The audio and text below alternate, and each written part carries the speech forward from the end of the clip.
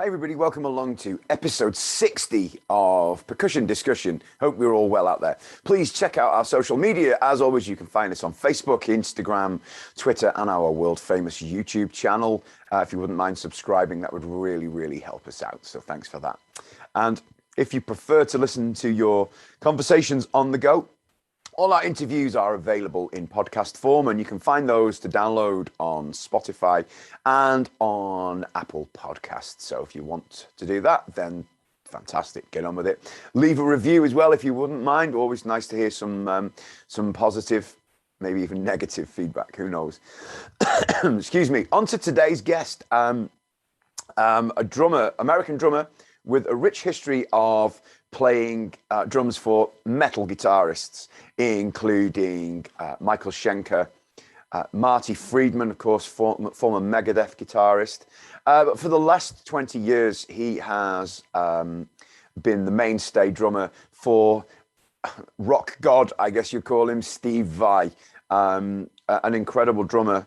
And it kind of shows the fact that former Skid Row singer Sebastian Bach has taken him on tour to do the 30th anniversary of the Slave to the Grind album. So he's out at the moment with Sebastian Bach. How he managed to find time to talk to me, I don't know, but he did. So it gives me great pleasure to welcome Mr. Jeremy Colson. Of course, anytime. It's always fun to do this. It's appreciated. And before we hit record, we were talking about the amazing backdrop of the Kill 'Em All artwork that we've got behind you. Yeah, well, you can't go wrong with Kill 'Em All and then Ride the Lightning. And like I said, I got Injustice over there. And then I got, we have some of the original, the Motley Crue Blood Sessions photos. We have Guns N' Roses. We have Springsteen. We got stuff, a bunch of Eddie Van Halen stuff kind of just littered all over the house. So that's cool. It's a rock and roll house, yours, isn't it? Kind of. Yeah. I mean, it's I guess it's like a cross between a family home with Pottery Barn stuff mixed with rock and roll.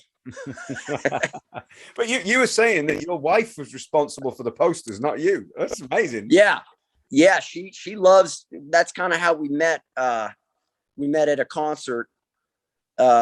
She actually came to see me when I was playing with Vi in 2007, and then I saw her again at a Black Label Society show, and we just started hanging out and talking, and so we both love music, so that's a cool thing. Gets no better than that, I tell you. I don't think. Yeah, you're a lucky man.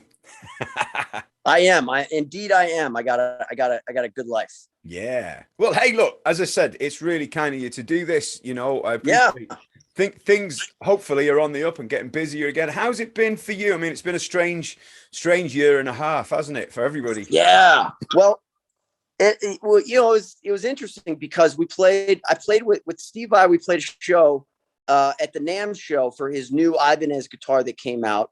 This was the last NAMM show. This was like a few months before everything shut down. So we played that, and it was really cool and fun. It was fun to play a gig. And then my birthday is in March, and literally the day of like March 11th, it was like, okay, Tom Hanks has coronavirus, and like the world just shut down. And I was teaching drums at a music school, and a bunch of students, and I had to do everything on Zoom. So I spent all last summer teaching on Zoom, and then I went back and started teaching in person, wearing a mask. And it's just been I think for everybody, there's just been so many adjustments of up and down of what's life going to be like, and then it's easy to get bummed out and think it's never going to come back. Live music's gone. And then things look good and you get excited, and then things look bad. It's just weird. It's such a weird time. I don't think anybody could ever say they've experienced anything like what we're experiencing. No, I mean, there's been a few positives, tiny positives, and there's loads of things like this have come out of it, and people sharing and doing, live streaming stuff that perhaps people wouldn't, but it's still not, you'll never beat being in front of a live band. Yeah, I definitely think so. I mean, it was I definitely saw a lot of like people doing a lot more Zoom jams and internet concert type things, and it's cool, but it just doesn't have that feel of the real thing. And there's so many bands that I have wanted to go see live, or we're touring, and then the pandemic happened and they stopped touring, and so it's going to be nice to go back to shows and play shows. Well, we were talking just before we hit record, and you mentioned about playing with a guy who I think is amazing. That's Sebastian Bach. Yeah. Well, it's I've known him for a few years, and we've jammed, and I've worked with him, I've recorded with him, and so he his drummer that he's had for a while, still his drummer is playing with George Strait, the country artist. So he's doing that. So Sebastian asked me if I was available in the fall to do the Slave to the Grind reunion kind of album celebration, whatever you want to call it. And I was like, fuck yeah, dude, totally. Because I love that's a great album because it's heavy. And for me, like it's going to be nice to go out and play with like a singer and to play kind of like heavier, just kind of basic rock songs, because I've spent so many years playing instrumental guitar music, which is great. I love doing it, but it's nice to play like with somebody singing. Yeah. What I thought.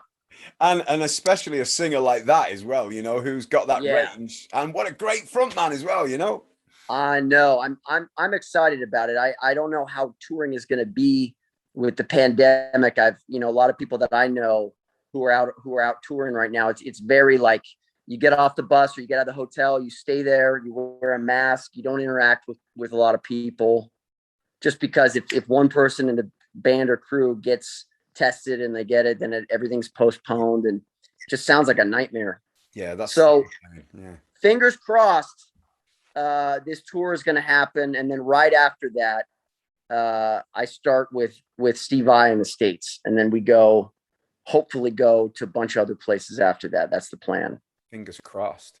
I mean, as far as the Slave to the Grind album goes, have you did you know a lot of that stuff anyway?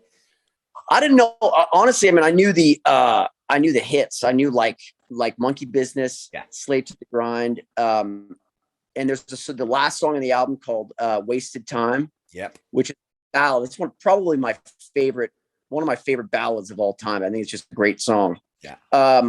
But there's a lot of songs in it that I just wasn't that familiar with. And the last few weeks have just been learning it all and playing it. And of course we're doing songs from the first album too, which is, always fun, like Youth Gone Wild, stuff like that. And then we're playing stuff from the solo material, and, a little bit of everything. But it's going to be fun to like, because with him, we're going up, there's no Pro Tools, there's no backing tracks.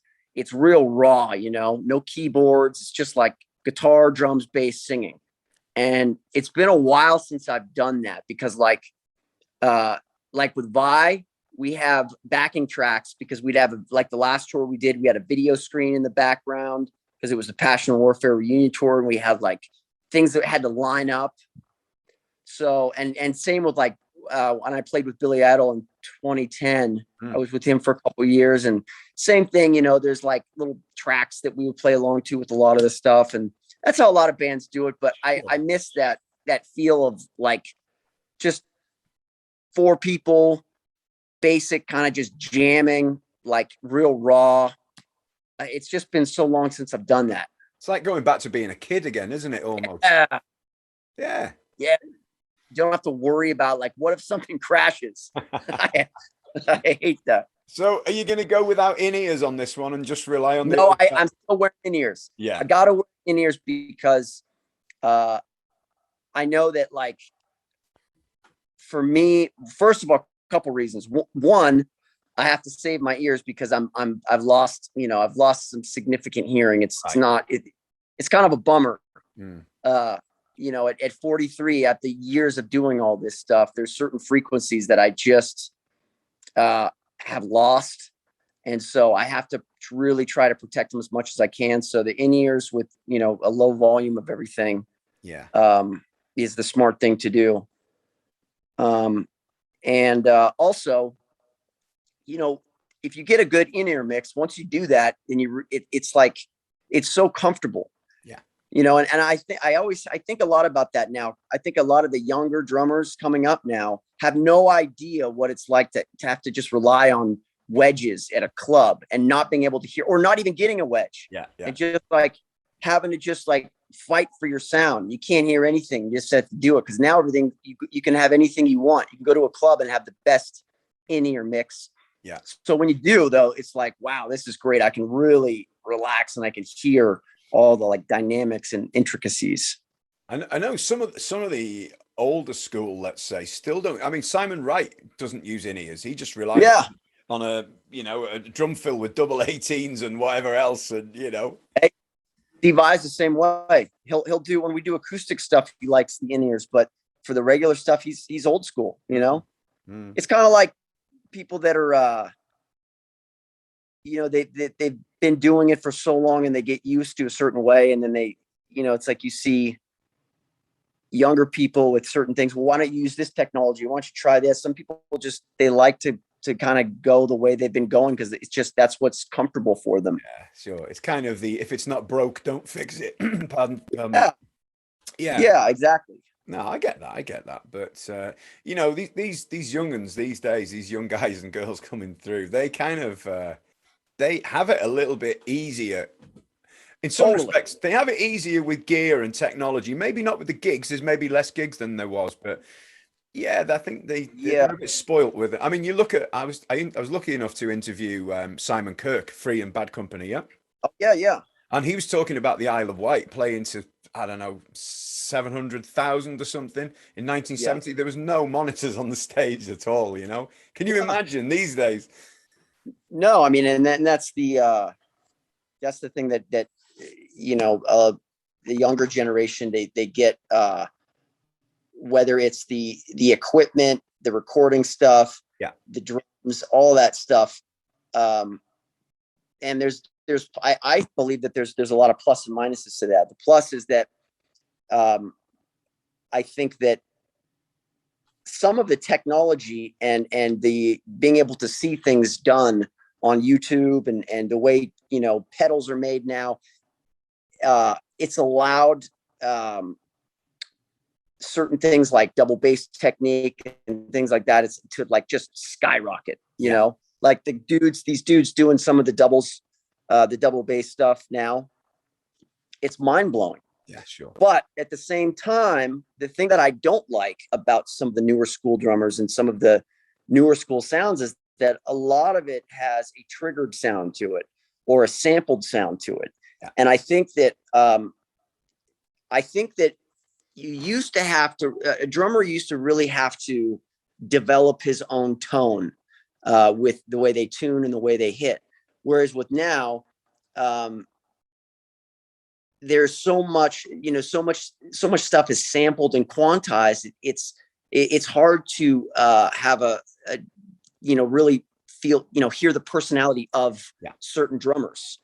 You know, when you go in to record an album now and there's a producer there and they got the Pro Tools and they got the sounds and they're going to make sure everything lines up and make sure every little hit is there. And it's not the same. It's not like if you listen to Jeff Porcaro, you know, if there, I don't know if there could even be a drummer like that could exist now, because, you know, once that stuff goes into a computer and a lot of these people, it has to be lined up and everything perfect. And, you know, that's the difference with some of the newer stuff, in my opinion. Maybe I'm wrong. No, I totally agree. I mean, it's almost fake, isn't it? Really, you know, you're not getting a true reading of what the drummer's capable of, and as you say, his own sound. I mean, can you imagine that happening with John Bonham? You know, no. I mean, and that's what I was saying. Like, it's hard to, you know, there's a lot of guys that kind of want to hint back to that. You know, they want to record on analog and they want to use the big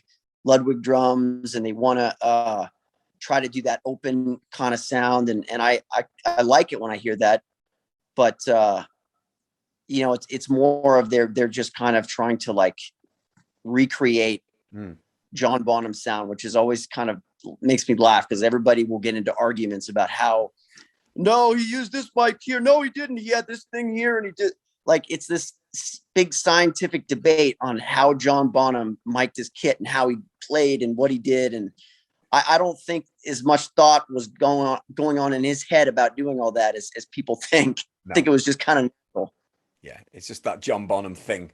And he had it. Nobody else will have it. Some people come close. I've heard quite a few, but never this, you know. Never the same. Absolutely not. No. But hey, look, let's, if you don't mind, let's skip back a few years to kind of where it all caught fire for you. Where did music and drums begin for you? I guess when I was a little kid, music started.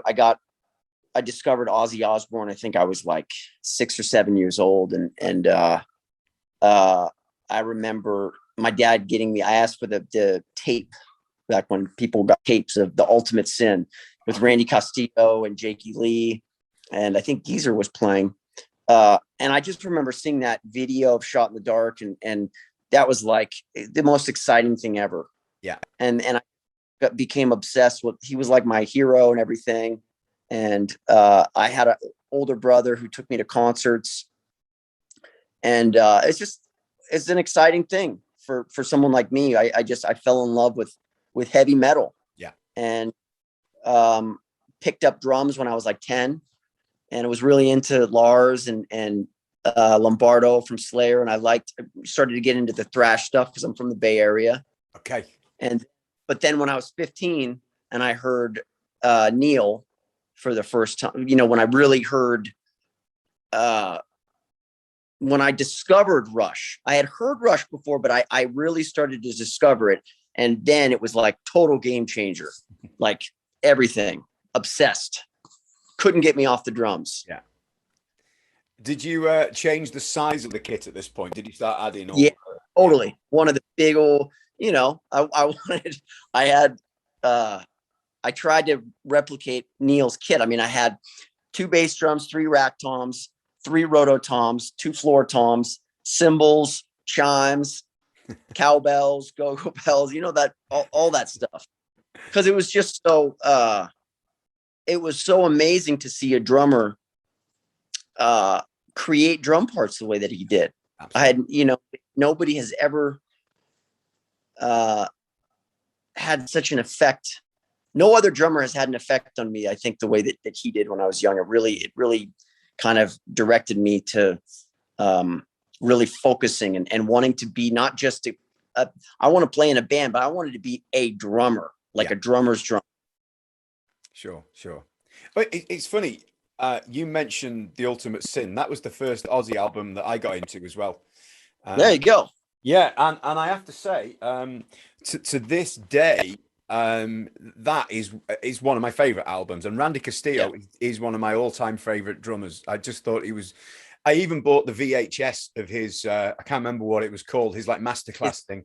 Yeah, his instructional thing. Yeah, thank God for YouTube. You can find all that stuff now. Yeah. But I love Randy. I loved him because he was, again, like, you know, there's the drummers that have the technique and are very you know, can just do crazy stuff on the drums. But then there's people that are just, they play, they serve the song, and they have the showmanship. And he was one of the kings of that. Just, I remember, you know, he's the one that made me want to play Tama drums. Yeah. So that was like, I just remember his drum solo, and he was like running around. He had all the octobans, and it was so exciting. Yeah. It's so nice to hear somebody mention his name, because, as I say, it is a name that's obviously he passed away far too young, and he's a name that a lot of the younger drummers won't know perhaps who he is, and he's worth checking out, isn't he? Because he really was, you know, an incredible player. Good fit for Ozzy. Yeah, amazing. Good album. Absolutely. But, so I have to ask, when you put this monster kit together, you were still a young, you know, a teenager, I'm guessing. Was it all matching, or was it just bits of things and, you know, whatever you could find? It was kind of like that. I mean, I got a Tama Rockstar from Guitar Center, sure, and it with the 2 racks, 2 kicks, and 2 floors, and a snare drum. And then I ended up later on, I ordered another tom so I could have the 3 toms. And then for Christmas, I was like, I want roto toms, because they kind of like the way Neil had concert toms to his left. It's hard to find concert toms, so I wanted the roto toms just so I could go from the smallest roto tom and go all the way down to the 18-inch floor tom. And once you get a chance to go crash, it was so gratifying. Ah, amazing. I love that. Yeah.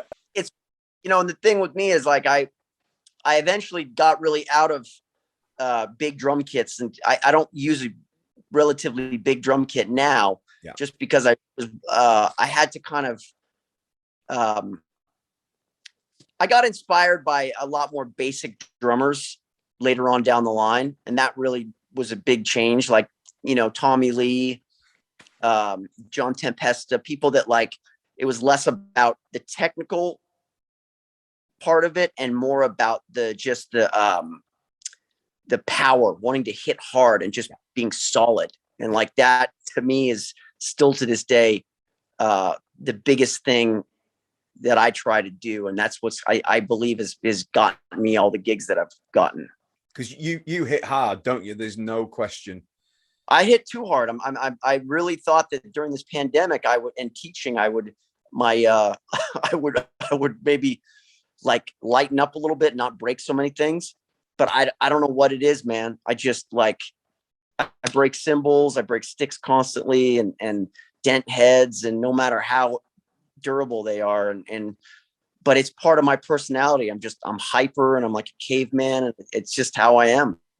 But that's not, I'm the polar opposite, but I'm the most boring drummer on the planet with the most boring gigs on the planet. So there you go. Wow. That kind of works, I think if I played at the level you play at, I think I would last about half a song and they'd carry me out on a stretcher.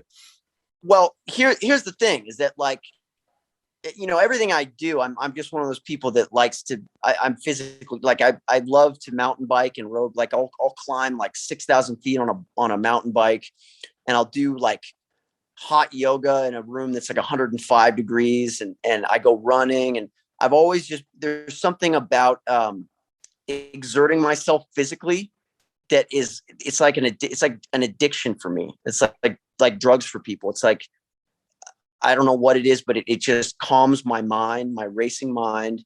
So for me, when I play drums, most of the time, it's like this physical exertion, as opposed to some drummers where it's like, I'm going to go in and sit and kind of play a little bit and just mess around with some jazz concepts. And that's just not me. And so, but that also means that I've developed more injuries, and I've had to really take care of my body from sitting, at a drum throne and having my arms and shoulders hitting things. And it's just, I've noticed in the last few years the effect that it's had on my body. Yeah. It's gonna, isn't it? I mean, there's no other instrument like it, is there really? It's as simple as that. It's a one-off. Yeah. Yeah. Totally. I was watching the video of you put on Facebook the other day, of tracking some stuff for Steve Vai, and that bell brass snare. Gee, yeah, that's a monster, isn't it? Yeah, man. I always loved bell brass snare drums, and Tempesta loves them too. Like, there's a lot of it's just and the one I have is a reissue, but it's just there's something about a snare drum when it weighs a lot. And I don't know what the deal is with that, but if it's really, really heavy, it produces this sound that is just like so powerful and in your face. And I just love the way that it sounds. Yeah. Yeah. And so it's become one of those things where a lot of times with gigs, you travel and you don't get to use your own kit.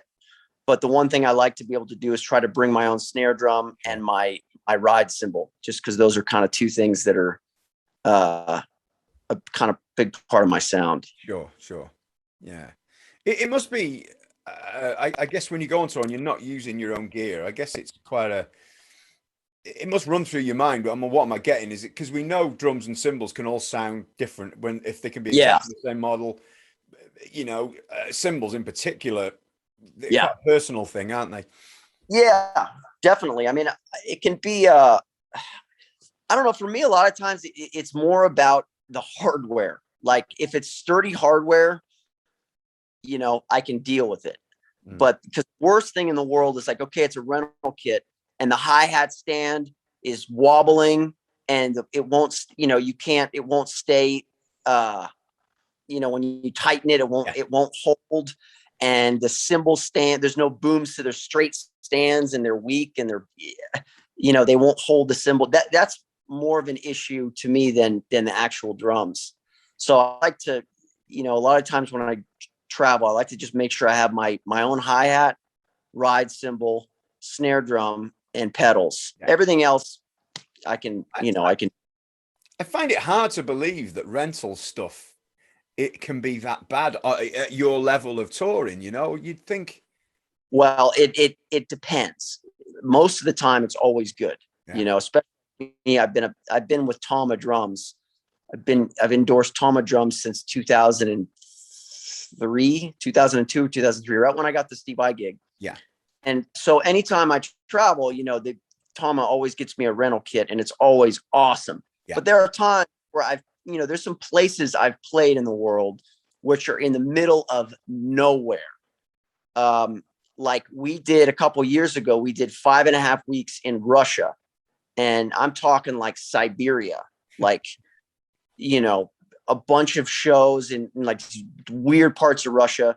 And some of those places you show up and you just play what they have. Yeah, sure. You get the voice. And I think I remember playing in Israel with Marty Friedman years ago. And I remember it was the same kind of thing with the drum kit. It wasn't a Tama. It was just something. And, I think a couple of things broke during the show, but that's how it is, man. It's rock and roll. You don't want to be too picky. Yeah, you got to get on with it, I guess. And show must go on and all. You mentioned obviously Marty Friedman there. Now, I spoke to Greg Bissonette. He was my 50th guest on the show, and I said a similar thing to him. That I'm going to say to you. You seem to be a favorite drummer to work with guitarists, and Greg, very similar. Greg's worked with a lot of guys, including Vai, obviously over the years. Yep. What is it that attracts you to guitarists or or guitarists need to use you? What is that? It's a guy named Mike Varney. Right. That's what. Yeah. So Mike Varney, when I was, I think 18 or 17, I met him because he was originally from the Bay Area, and he had a label called Shrapnel Records. Yep. Which is all that stuff came out. Marty Friedman, Tony McAlpine, Mike Varney discovered Yngwie, Richie Kotzen, Greg Howe, like all these players. And it's not that I was a huge fan of instrumental music, but I liked a lot of the drummers that play instrumental music were drummers that, you could play more. It wasn't just, like a Ringo Starr playing in the Beatles. It was like a drummer that, had to like follow particular like arpeggios that the guitar player was doing. You follow it on the drums. And so that was really, intriguing to me, and so I met him and he hooked me up with this guy James Murphy, who played in Testament, and I played on his. Was the Obituary as well at one point? Yeah, Obituary and Death. Yeah, and so I did that. Dean Castronova did half of the album, and then I did the other half, and then from there I hooked up with a band called Dolly's Dilemma, which was a progressive metal band on Magna Carta Records, which was another part of the label that he had. But through Mike, that's how I met everybody. I mean, when he's the one that he was talking to Vai, and he said, "Hey, I know this kid." And so I went down and auditioned for that gig and got it. And I think right before that, he introduced me to Marty Friedman. That's how I did Marty's records. So that's for some reason I got involved with instrumental guitar players. I don't know why. There must be my niche. There must be something about your playing that suits that style. There's got to be, because they wouldn't use you if it didn't, would they? I think one of the things one of the reasons that I think that I've been successful with some of the instrumental guitar players is a couple reasons. One of the most important things is I'm still playing for the song. You know what I mean? Like, still got a groove. Because a lot of times when people think instrumental music, they think like free jazz. You know, they just automatically think, oh, instrumental. I'm going to just jazz it up and just start playing NAMM show licks. And if you do that while the main person in the band is soloing, then it just sounds like clutter. Yeah. Yeah. And for me, I've always approached, especially when it comes to playing things that are in odd meter, because there's a lot of Steve Vai stuff I do that's in odd meter, but I don't, you know, some people really try to make it like, okay, this drum part's really going to sound like it's an odd meter because I want it to sound hard to play. But if you can try to make anything you play almost sound like AC/DC, even if it's 11, that's kind of been my goal. And I think a lot of guitar players like that because they want to be able to do their thing while they have this kind of consistency in the background. Yeah, it needs to feel comfortable for them, doesn't it? Yeah. And, you know, I mean, I remember, I think one of the first Vai albums I heard was Sex and Religion, which was Bodio, wasn't it? Yep. It was a monster. Do you still play any of the stuff from that album? You know, we did. We played the first song, which was my favorite song, Here and Now. Yeah. With Devin Townsend a couple of times. A couple of years ago, we had the Vai Academy, which Steve does, where he, you know, like it's like a camp, a guitar camp for like 4 days. And all these guitar players come and they come and jam. And he has guests come, and he's had a bunch of different people, but he had Devin come for that. And so we played Here and Now, which is the first song. And then we did it at another show. We did some show somewhere in Europe.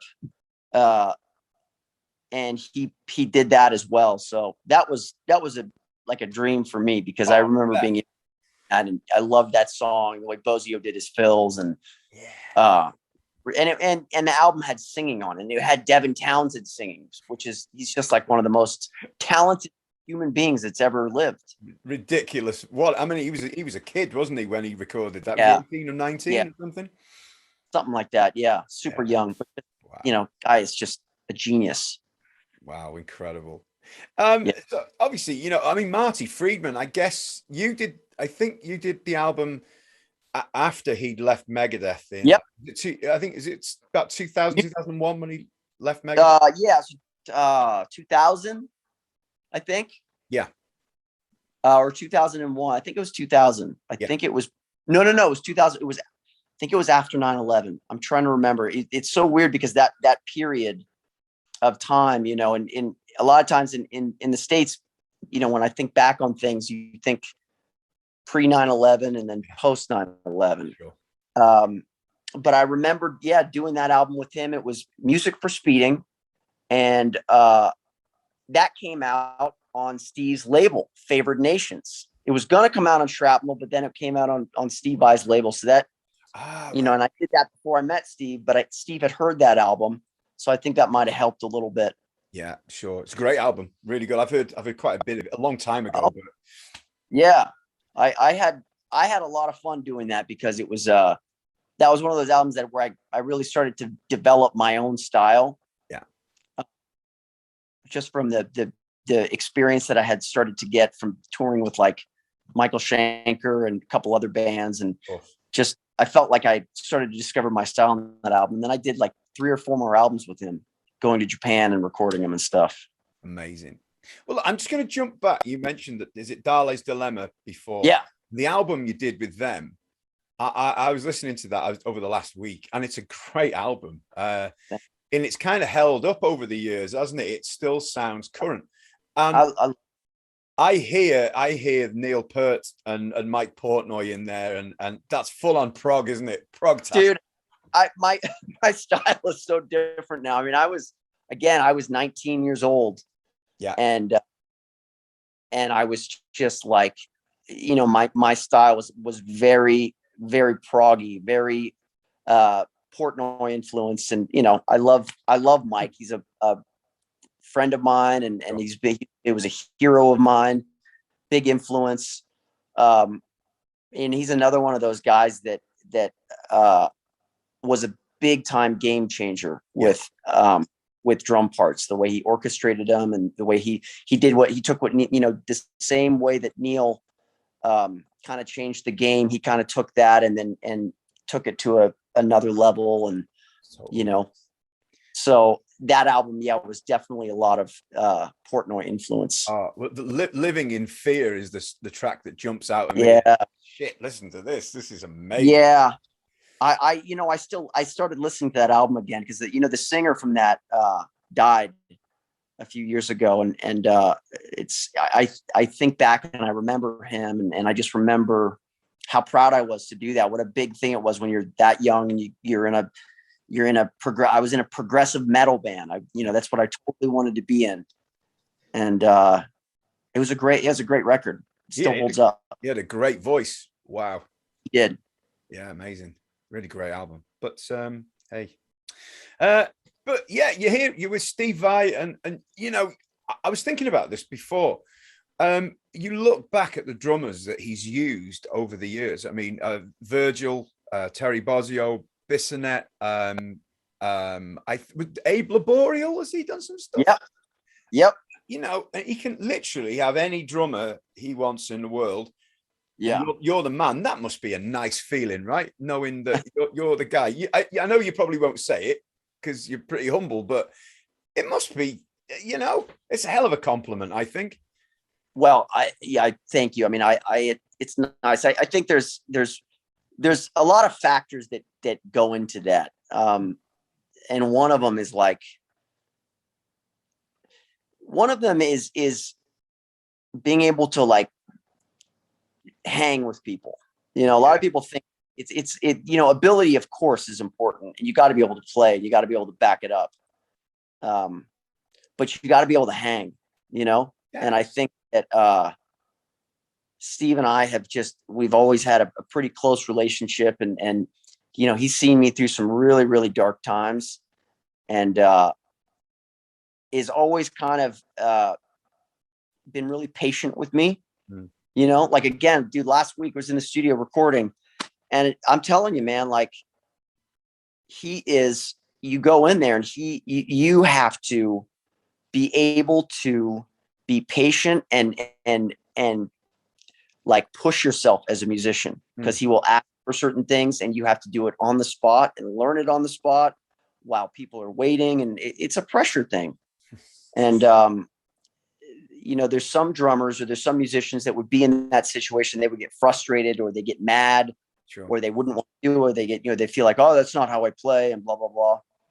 But the willingness to be open and just be like, sure, whatever you want. And to be able to laugh and hang and just be a good person. I think that's been one of the biggest reasons why I've kept the gig. I mean, it's a huge thing that I think a lot of times people don't consider. Yeah. I mean, I think you're underselling your talent a little bit there as well, because let's not forget that, the skills that you possess, that they're there for all to see, and well, I appreciate that. I think it's the combination of all of that stuff. And there's nothing more that I enjoy than performing live. It's just, the enthusiasm. Yeah. If you have enthusiasm when you play, it can go beyond any sort of technique or any of that stuff, because people can sense enthusiasm. Sure. And when Steve is writing, are you involved in creating new music? Is he open to it, or does he come with an idea of saying, this is the groove I want, this is the feel? Is it, or are you, can you do that? It's a little bit of both. A lot of times, he'll have ideas, and he'll want it exactly the way that he hears it. Sure. Because he's very particular in that way. But then again, there are times, the funny thing about Vi is that the dude can transcribe every Frank Zappa, Vinnie Colaiuta drum part there is. but he could not sit down and play a beat to save his life. He can't play drums. Wow.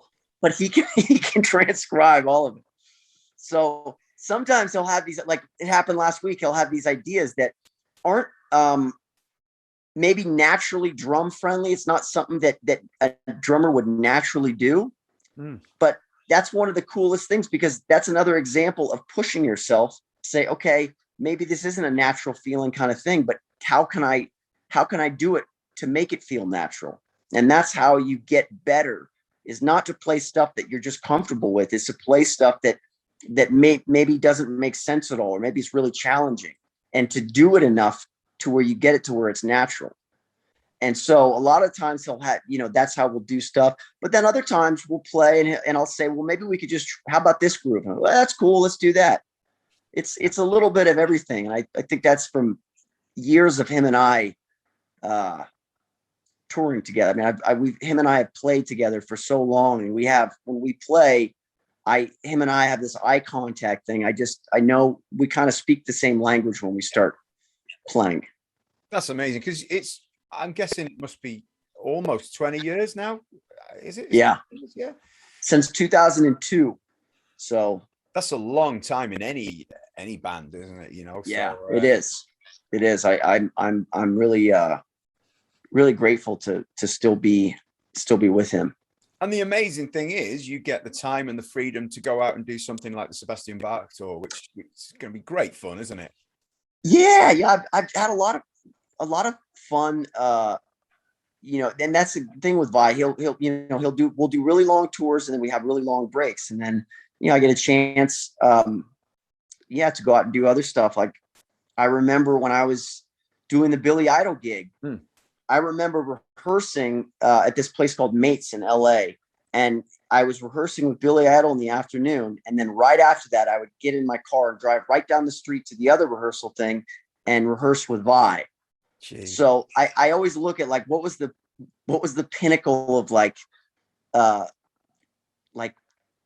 being in two really cool bands and really like established things. And I would think it was that time, because it was like, how cool is that?